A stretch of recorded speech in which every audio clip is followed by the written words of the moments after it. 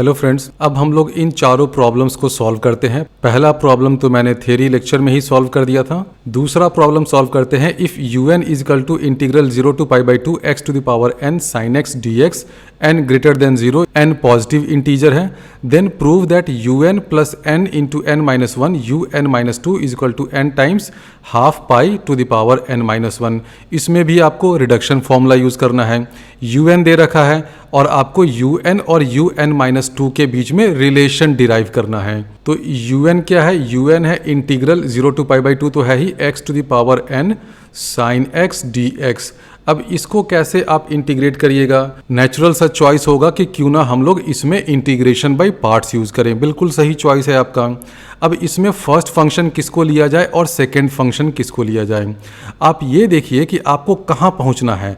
आपको पहुंचना है un माइनस 2 पे, यानी कि आप चाह रहे हैं कि जो x to the power n है ना, ये वाला पावर रिड्यूस हो जाए। तो पावर कब रिड्यूस होगा? अगर आप इसको डिफरेंशिएट करिएगा तो, यानी कि आप चाहते हैं कि x to the power n को डिफरेंशिएट किया जाए। तो ये डिफरेंशिएट कब होगा? अगर ये फर्स्ट फंक्शन बनेगा तभी डिफरेंशिएट होगा। तो फर्स्ट फंक्शन हो गया x to the power n, sin x हो गया सेकेंड फंक्शन। तो हम लोग un को ऐसे लिख सकते हैं, un is equal to first function है x to the power n, sin x है सेकेंड फंक्शन, तो उसका इंटीग्रल हो जाएगा माइनस cos x।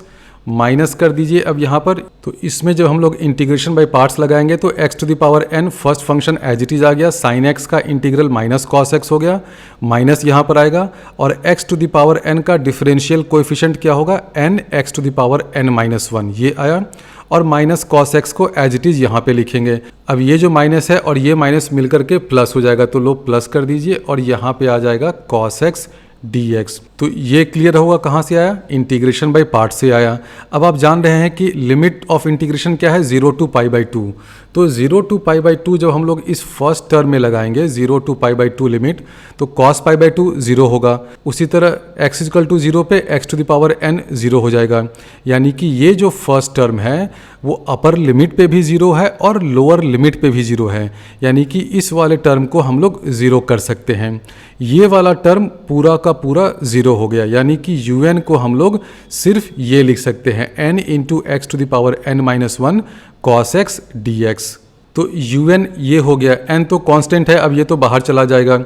अब इसको इंटीग्रेट कैसे किया जाए? फिर से आप इसमें इंटीग्रेशन बाय पार्ट्स लगाइए, और ये x to the power n minus 1 क्या होगा? यहाँ भी ये फर्स्ट फंक्शन होगा, क्योंकि फर्स्ट फंक्शन बनेगा तभी तो हम लोग इसको डिफरेंशिएट करेंगे, तो इसका पावर घट के n माइनस 2 होगा। तो इस चीज़ को हम लोग फिर से इंटीग्रेशन बाय पार्ट्स का यूज़ करके इंटीग्रेट करेंगे, और x to the power n minus 1 first function होगा, cos x सेकेंड फंक्शन होगा, और ये n कांस्टेंट है, तो तुम तो भाई बाहर निकलो। तो un क्या हो जाएगा? हम लोग लिख सकते हैं un is equal to n, इसको बाहर कर दीजिए, x to the power n minus 1 first function है तो एज इट इज आ गया, cos x का इंटीग्रल sin x होता है तो sin x आ गया, माइनस क्या हो जाएगा? Integral x to the power n minus 1 को डिफरेंशिएट करना है तो क्या हो जाएगा? n minus 1 into x to the power n minus 2, और ये sin x as it is यहाँ पर आ गया sin x, और dx तो सब जगह होगा ही। तो अब देखिए क्या हो गया, ये वाला जो पूरा चीज़ है ना x to the power n minus 2 into sine x d x, इसको हम लोग इंटीग्रल के साथ क्या लिख सकते हैं? ये हो गया un माइनस 2, और ये जो चीज़ है इसमें आप लोअर लिमिट 0 और अपर लिमिट पाई बाई 2 रखिएगा, तो लोअर लिमिट पे तो ये 0 हो जाएगा, अपर लिमिट पे क्या हो जाएगा? साइन पाई बाई 2 1 होगा, और x to the power n minus 1 हो जाएगा pi by 2 to the power n minus 1। तो यहाँ से आप लिख सकते हैं, जब ऊपर नीचे लिमिट रखिएगा तो ये हो जाएगा un is equal to n into pi by 2 to the power n minus 1, minus ये हो जाएगा n माइनस 1 तो बाहर निकल गया। अब क्या बचेगा? अंदर में integral 0 to pi by 2 x to the power n minus 2 sine x d x, ये क्या है? un माइनस 2, तो इसको लिख दीजिए un माइनस 2। ये वाला n यहाँ से यहाँ आ गया, n माइनस 1 भी आ गया, और ये चीज़ और ये जो पूरा है integral x to the power n minus 2 sine x d x, ये un माइनस 2 हो गया। हमने प्रूव कर दिया कि un is equal to n into pi by 2 to the power n minus 1 minus n into n minus 1 un minus 2, यही हमें prove करना था। थर्ड क्वेश्चन है, find a reduction formula for the integral sine n x by sign x dx and show that this integral is equal to pi और 0 according as n is odd और even. तो मान लेते हैं कि ये जो इंटीग्रल है इसका नाम हम लोग आई एन कर देते हैं। तो आई एन क्या हो गया, integral sine n x by sine x d x. अब आपको आई एन फाइंड करना है यूजिंग मेथड ऑफ रिडक्शन। तो हम लोग n की लोअर वैल्यूज के लिए फाइंड करने की कोशिश करें कि ये इंटीग्रल क्या हो जाता है। आई एन माइनस टू क्या हो जाएगा, आई एन माइनस टू सब कुछ वही रहेगा, बस ये sine n minus two x हो जाएगा, साइन एक्स नीचे रहेगा और ऊपर में ये डी एक्स तो रहेगा ही। अब आप कहेंगे कि आप डायरेक्टली सीधे n से n माइनस टू कैसे पहुँच गए। वो मैं इसलिए पहुँच गया कि आपको आई एन इवेल्यूएट करने में प्रॉब्लम कहाँ से हो रही है। प्रॉब्लम ये जो डिनोमिनेटर में बैठा हुआ साइन एक्स है ना, इसके कारण हो रहा है। सारे फसाद की जड़, सारे प्रॉब्लम की जड़ ये डिनोमिनेटर वाला साइन एक्स है। मान लीजिए कि ये नहीं रहता डिनोमिनेटर में, ये चीज़ नहीं रहता, तो integral sine n x d x तो कोई बच्चा भी कर सकता है ना, बिल्कुल कर सकते हैं। Integral sine n x d x आप दीजिए, क्या हो जाएगा, ये हो जाएगा minus cos n x by n हो जाएगा। यानी कि सारे प्रॉब्लम की जड़ ये डिनोमिनेटर में बैठा हुआ साइन एक्स है। तो मैं ये चाहता हूँ कि किसी तरह से ये साइन एक्स यहाँ से हट जाए, इसको मैं हटा दूँ। तो हटाने का एक तरीका ये हो सकता है कि न्यूमरेटर में साइन एन एक्स है, इस साइन एन एक्स में से अगर मैं sine n minus two x subtract करूँ और डिनोमिनेटर सेम है, तो अगर आप आई एन माइनस टू करिएगा तो क्या हो जाएगा, डिनोमिनेटर तो सेम रहेगा, नीचे में साइन एक्स ही रहेगा, ऊपर में क्या होगा, sine n x minus sine n minus two x होगा। तो जो इंटीग्रेंड है उसके न्यूमरेटर में क्या होगा, sine n x minus sine n minus two x. ये क्या होता है, sine C minus sine D वाले फॉर्मूले से ये क्या हो जाएगा, सभी लोग जानते हैं, ये कुछ इस तरह होता है ना, two cos C plus D by two into sine C minus D by two, वो होता है। तो sine n x minus sine n minus two x करिएगा तो ये हो जाएगा टू कॉस, यहाँ आ जाएगा N minus one X into आ जाएगा साइन एक्स, ये आ जाएगा। ये सिंपल फॉर्मूला है sine C minus sine D का, उसको आप यूज़ करिएगा तो आपको इंटीग्रेंड के न्यूमरेटर में ये आ जाएगा। तो अगर हम लोग आई एन माइनस टू करें तो इंटीग्रेंड के न्यूमरेटर में ये आएगा। ये आने से क्या फ़ायदा होगा, फ़ायदा ये होगा कि डिनोमिनेटर में एक जो साइन एक्स बैठा हुआ है, जो कबाब में हड्डी बैठा हुआ है, जो सारे फसाद की जड़ है, सारे प्रॉब्लम की जड़ है, ये इससे कैंसिल हो जाएगा। तो ये दोनों कैंसिल हो गया तो बचा क्या इंटीग्रेंड में, सिर्फ cos n minus one x. इसको इंटीग्रेट करना बहुत आसान है, तो इसलिए हमने आई एन माइनस टू लिया। तो रिडक्शन फॉर्मूला में ये सब भी थोड़ा सा गेसवर्क चलता है। आपको ये ट्रिगोनोमेट्री का फॉर्मूला माइंड में आना चाहिए कि अच्छा यहाँ पे साइन एन एक्स है तो इन दोनों का जो डिफरेंस आएगा, डिफरेंस में एक साइन एक्स आएगा और वो साइन एक्स डिनोमिनेटर वाले साइन एक्स से कैंसिल हो जाएगा, तो मेरा काम आसान हो जाएगा। तो आपको इस तरह से सोचना पड़ेगा कि मुझे फाइंड तो करना है आई एन, लेकिन अगर मैं आई एन माइनस टू लिखूँ और दोनों का डिफरेंस निकालूँ तो शायद मेरा काम बन जाए। और ये हिंट आपको कहाँ से मिलना चाहिए, यहाँ से मिलना चाहिए, क्योंकि देखिए क्वेश्चन में ही दे रखा है कि according as n is odd और इवन, यानी कि जो आई एन की वैल्यू है वो सारे ऑड के लिए एक वैल्यू है और सारे इवन के लिए एक वैल्यू है। तो ये क्वेश्चन ही आपको चिल्ला चिल्ला के बता रहा है कि बेटे तुम आई एन और आई एन माइनस टू, इससे दो गैप वाला जो इंटीग्रल है ना, उन दोनों के बीच में कुछ रिश्तेदारी, कुछ रिलेशनशिप सोचो। क्योंकि देखिए क्वेश्चन ही कह रहा है कि n अगर ऑड हो तो उसकी वैल्यू पाई है, n अगर इवन हो तो उसकी वैल्यू ज़ीरो है। यानी कि सारे इवन n के लिए आई एन की एक वैल्यू है और सारे ऑड n के लिए आई एन की एक वैल्यू है। और दो कंसेक्यूटिव ऑड नंबर्स या दो कंसेक्यूटिव इवन नंबर्स में दो का गैप होता है।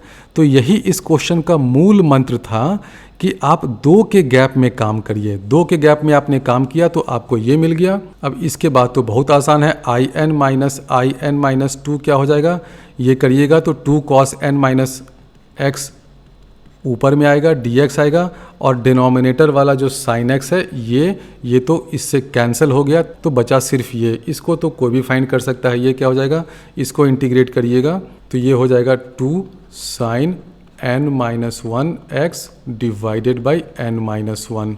तो ये जो रिलेशन आ गया कौन सा रिलेशन कि I N minus two is equal to this thing. ये हो गया रिडक्शन फॉर्मूला या रिडक्शन का रिलेशन। अगले पार्ट में पूछा है कि अगर इंटीग्रल की लिमिट्स 0 टू पाई है तो बताओ आई एन की वैल्यू क्या होगी। अगर इसकी लिमिट फ्रॉम 0 टू पाई कर दें तो क्या करना होगा, आपको इसको इंटीग्रेट करना होगा फ्रॉम लिमिट 0 टू पाई।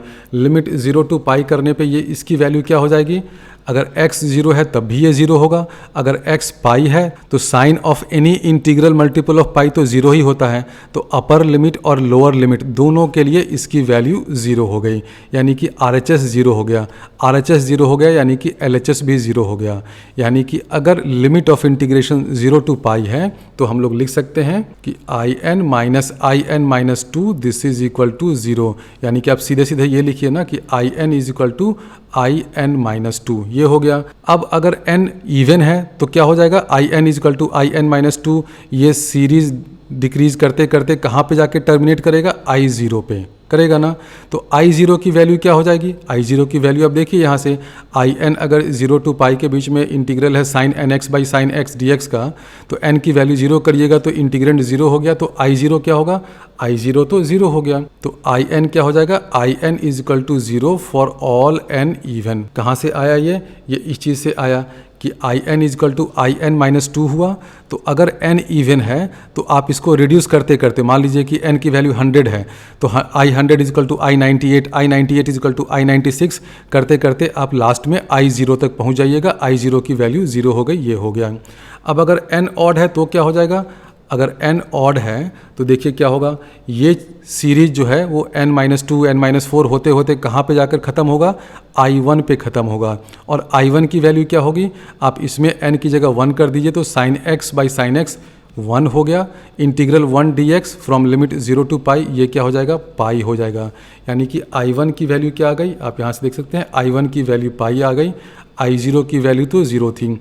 तो I N is equal to pi for all n odd. तो हमने प्रूव कर दिया कि I n is equal to 0 for all n even and I n is equal to pi for all n odd.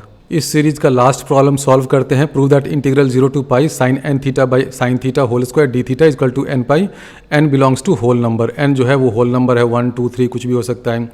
तो सबसे पहले इस चीज़ को हम लोग आई एन लिख देते हैं। तो आई एन क्या हो जाएगा, इंटीग्रल 0 टू पाई तो ये रहेगा ही sine N theta by sine theta whole square, ये हो गया।